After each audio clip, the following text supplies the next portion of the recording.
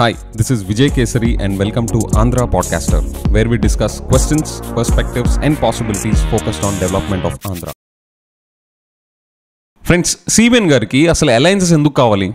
TDP, BJP, Janasena ఈ party alliances వల్ల Andhra state డెవలప్మెంట్కి అసలు ఏమైనా బెనిఫిట్ ఉందా? అండ్ జగన్ గారు ఎలక్షన్స్లో సోలోగా వెళ్ళడానికి ఆయనకు ఆ స్ట్రెంత్ ఎక్కడి నుంచి వస్తుంది? అంటే సింహం సింగిల్గా వెళ్తుంది, ఈ డైలాగులన్నీ పక్కన పెట్టండి, అసలు విషయం అది కాదు. అసలు ఆయనకి సోర్స్ ఆఫ్ స్ట్రెంత్ ఎక్కడి నుంచి వస్తుంది to go solo into this war? ఈ ఎపిసోడ్లో చూద్దాం. ఫస్ట్ అసలు ఈ TDP, BJP, Janasena party alliances వల్ల స్టేట్కి డెవలప్మెంట్ పాయింట్ ఆఫ్ వ్యూలో ఏమైనా బెనిఫిట్ ఉందా అని ఫస్ట్ చూద్దాం. ఈ క్వశ్చన్ తెలుసుకోవడం మనకి ఎందుకు ఇంపార్టెంట్ అంటే, టీడీపీకి ఓటు వేసేవాళ్ళు ఎలాగో టీడీపీకి వేస్తారు. ఎదురుగుండా అలయన్స్ ఉందా లేకపోతే వైసీపీ ఒకటే కంపీట్ చేస్తున్నా అని వాళ్ళు పట్టించుకోరు. వాళ్ళకి ట్రెడిషనల్ ఓట్ బ్యాంక్ ఎలాగో వాళ్ళకి వేస్తారు. Same thing for YCP. కానీ ఎవరైతే ఆ న్యూట్రల్ ఓటర్స్ మనలాగా పర్ఫార్మెన్స్ చూస్తారు, అంటే క్యాస్ట్ని పట్టించుకోకుండా, మనీ ఓట్స్ నమ్ముకోకుండా కేవలం పర్ఫార్మెన్స్ అండ్ మెరిట్స్ బేస్ చూసి ఓట్ వేస్తారు చూసారా, ఆ 10 to 20% వాళ్ళు. అంటే ఇప్పుడు టీడీపీకి 40%, వైసీపీకి 40% ఓట్ బేస్ ఉంటే ఆ మిగతా 20% ఉంది చూసారా, ఆ 20% అట్రాక్ట్ చేయాలి అంటే వాళ్ళకి స్టేట్ డెవలప్మెంట్ పరంగా బెనిఫిట్ ఏంటి అనేది క్లియర్గా ఎస్టాబ్లిష్ చేయకపోతే వాళ్ళు కన్విన్స్ కారు. సో ఆ పాయింట్ ఆఫ్ వ్యూలో చూస్తే ఈ అలయన్స్ వల్ల స్టేట్కి బెనిఫిట్ ఏంటి అనే పాయింట్ ఆఫ్ వ్యూలో చూస్తే friends, it is shocking to me. మన స్టేట్ డెవలప్మెంట్కి, లాంగ్ టర్మ్ గ్రోత్ ప్రాస్పెక్ట్స్ని పెంచడానికి ఈ అలయన్స్ వల్ల మన స్టేట్కి ఏం బెనిఫిట్ జరుగుతుందో ఎవరు చెప్పట్లా. ఈ మూడు పార్టీలో ఎవరు చెప్పట్లా. ఈ అలయన్స్ గురించి ఎంతసేపు వినిపించే రెండు పాయింట్స్. ఒకటి, జగన్ గారిని డిఫీట్ చేయాలి, అండ్ రెండోది మీకెన్ని సీట్లు మాకెన్ని సీట్లు. ఈ 2 పాయింట్స్ తప్ప మన స్టేట్ డెవలప్మెంట్కి సంబంధించింది ఈ మూడు పార్టీస్లో ఏ ఒక్క పార్టీ కూడా మన స్టేట్ డెవలప్మెంట్ పాయింట్ ఆఫ్ వ్యూలో ఎందుకు కలుస్తున్నారు అలయన్స్ అనేది ఇప్పటిదాకా ఎవరు బయటపెట్టట్లా. టు బి ప్రిసైజ్, స్పెసిఫిక్గా మాట్లాడుకుందాం. మన స్టేట్ డెవలప్మెంట్ కావాల్సింది ఏంటి? Let's say special status issue. ఇప్పుడు స్పెషల్ స్టేటస్ అనేది నా పర్సనల్ ఒపీనియన్లో అదొక ముగిసిన చాప్టర్, కాన్స్టిట్యూషనల్ శాంక్టిటీయే తీసిపడేశారు దానికి.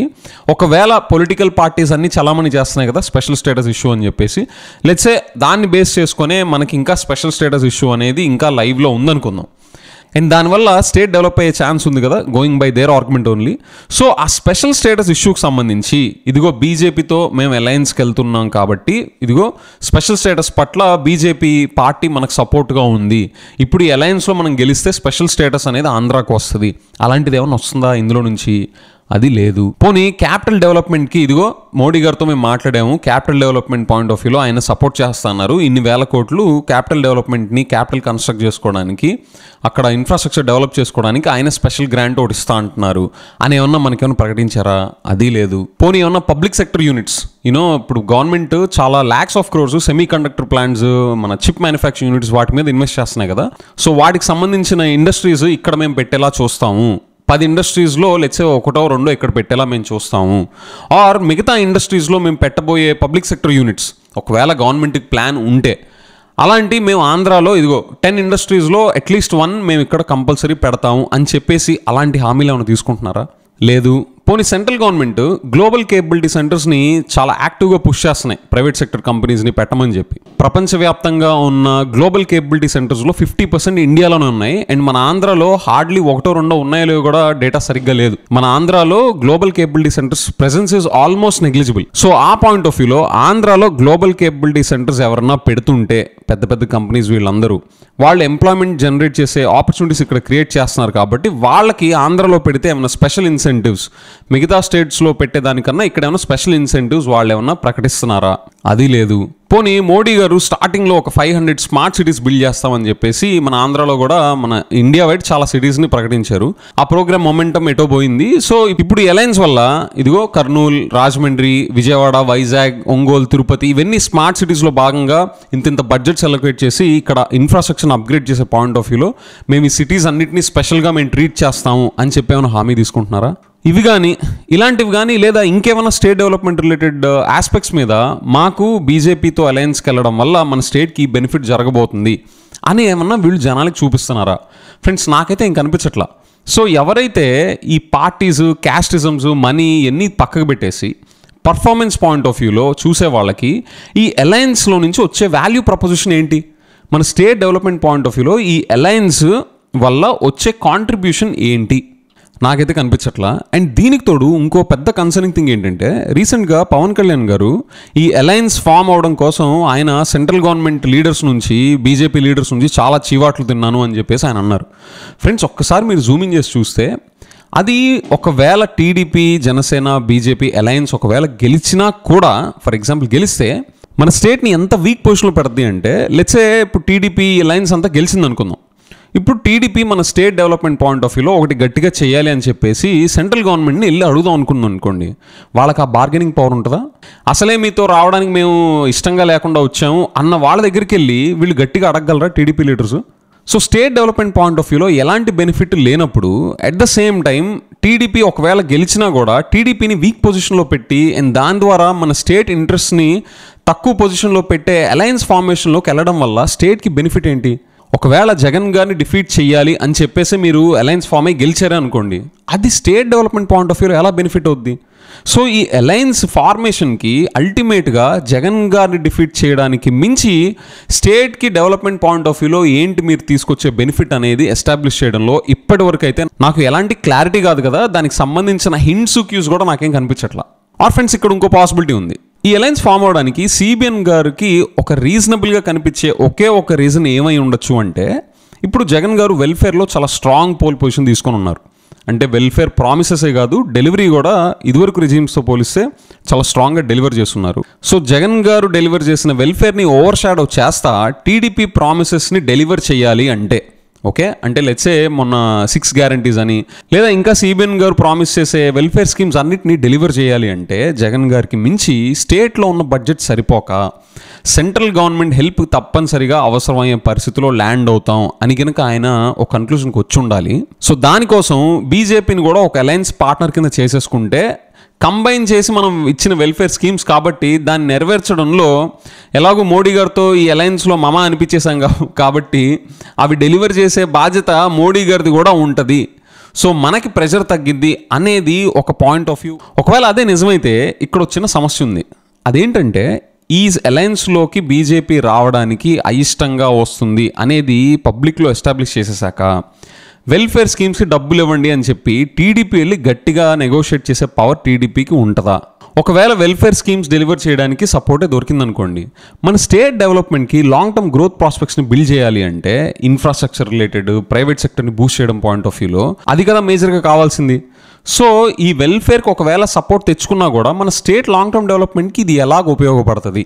ఒకవేళ లేదు వెల్ఫేర్ మనీ కోసం కాదు, మనం స్టేట్ డెవలప్మెంట్ మనీ కోసమే సెంట్రల్ గవర్నమెంట్ సపోర్ట్ కోసం బీజేపీని అలయన్స్లోకి తీసుకుంటున్నారు సిబిఎన్ గారు అనేదే నిజమైతే, ఫ్రెండ్స్ నా దృష్టిలో అది బిహైండ్ ద కర్టెన్స్ జరగకూడదు. పబ్లిక్గా వాళ్ళ చేత అనౌన్స్ చేయించి, ఇదిగో బీజేపీ స్పెషల్ స్టేటస్ పట్ల ఈ హెల్ప్ చేయబోతుంది అండ్ పిఎస్యూస్ పలానా ఇన్ని తీసుకురాబోతున్నాయి, ఈ సిటీస్ని ఇట్లా డెవలప్ చేయబోతున్నారు అండ్ క్యాపిటల్ పట్ల ఇంత ఇన్వెస్ట్మెంట్స్ సెంట్రల్ గవర్నమెంట్ బీజేపీ నుంచి రాబోతుంది ఒకవేళ గెలిస్తే, అలాంటివి డాక్యుమెంటెడ్గా ఆన్ రికార్డ్ పబ్లిక్ కాన్షియస్లో ఉండేలాగా తీసుకోవడం అనేది హెల్దీ. కానీ మన స్టేట్కి ఒకవేళ బిహైండ్ ద కర్టెన్స్ అరేంజ్మెంట్ జరుగుతున్నాయి, బయటికి వస్తే మిగతా స్టేట్స్ అన్నీ కూడా డిమాండ్ చేస్తాయి, అందుకని సైలెంట్గా మనం బ్యాక్ ఎండ్లో చేయించుకొచ్చేద్దాం అనే యాటిట్యూడ్ కనుక మనం ఉంది అని గమనిస్తే మాత్రం that is not at all healthy for Andhra's development.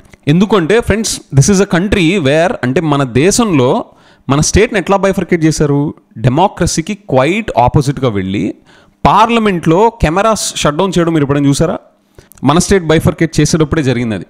ఒక డెమోక్రటిక్ కంట్రీలో పార్లమెంట్లో కెమెరాస్ కట్టేసి స్టేట్ని బైఫర్కేట్ చేసేసారు అంటే I think we should be really cautious about protecting Andhra's interest.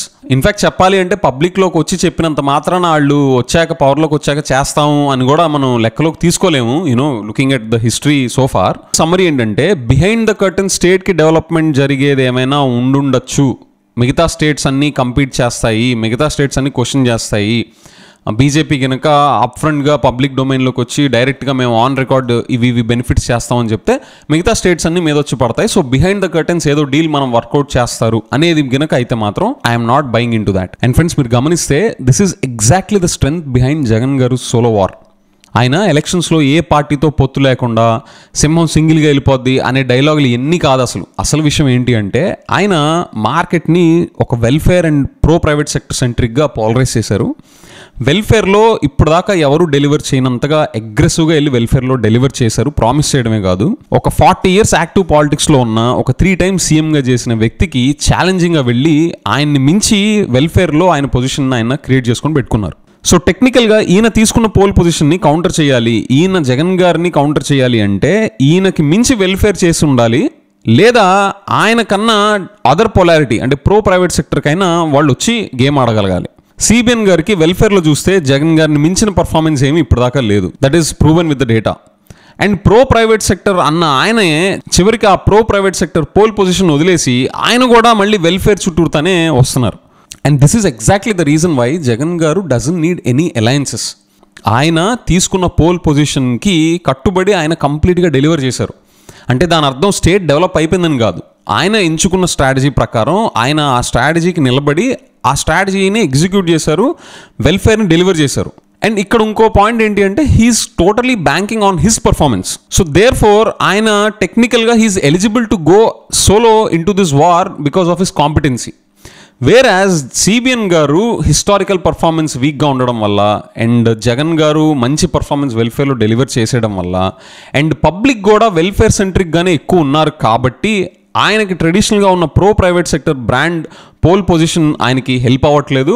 And welfare దగ్గరికి వచ్చేసరికి ఆయన వీక్గా ఉన్నారు కాబట్టి he is going into this alliance formation. కానీ స్టేట్ డెవలప్ అవ్వాలి అనే స్వార్థంతో ఎవరైనా చూస్తే ఈ అలయన్స్ నుంచి ఇప్పటిదాకా స్టేట్ డెవలప్మెంట్ సంబంధించి ఎలాంటి క్లారిటీ కూడా ఇప్పటిదాకైతే రాలేదు. అండ్ ఫ్రెండ్స్, మీరు ఈ స్ట్రాటజీస్ గురించి ఇంకా డీటెయిల్గా తెలుసుకోవాలి అంటే నేను హౌ టు డిఫీట్ జగన్ గారు అని చెప్పి ఒక 3-part సిరీస్ చేశాను. జగన్ గారి పొలిటికల్ స్ట్రాటజీ ఏంటి, ఆ స్ట్రాటజీలో ఉన్న స్ట్రెంగ్స్ ఏంటి, దాన్ని కౌంటర్ చేయాలి అంటే ఆ కౌంటర్ స్ట్రాటజీలో ఉండాల్సిన ఎలిమెంట్స్ ఏంటి, టీడీపీ ఆ ఆస్పెక్ట్స్లో వీక్గా ఉందా స్ట్రాంగ్గా ఉందా అని చెప్పి నేను డీటెయిల్గా ఎక్స్ప్లెయిన్ చేశాను. మీకు ఈ వీడియో డిస్క్రిప్షన్లో ఆ లింక్స్ ఉన్నాయి, you can check it out. So friends, ఈ ఎపిసోడ్ సమ్మరీ ఏంటి అంటే ఈ టీడీపీ బీజేపీ జేఎస్పీ అలయన్స్లో నుంచి స్టేట్ డెవలప్మెంట్ సంబంధించి ఏంటి ఆ వాల్యూ ప్రపోజన్ అనేది నాకు నాకైతే ఏమీ కనిపించలేదు. మీకు ఏమన్నా కనిపిస్తే మన స్టేట్ లాంగ్ టర్మ్ డెవలప్మెంట్కి లాంగ్ టర్మ్ గ్రోత్ ప్రాస్పెక్ట్స్కి ఈ 3 parties కలిసి రావడం వల్ల మనకి పలానా బెనిఫిట్ జరుగుతుంది అని మీకు అనిపిస్తే అదేంటో నాకు కామెంట్స్లో చెప్పండి. Thank you.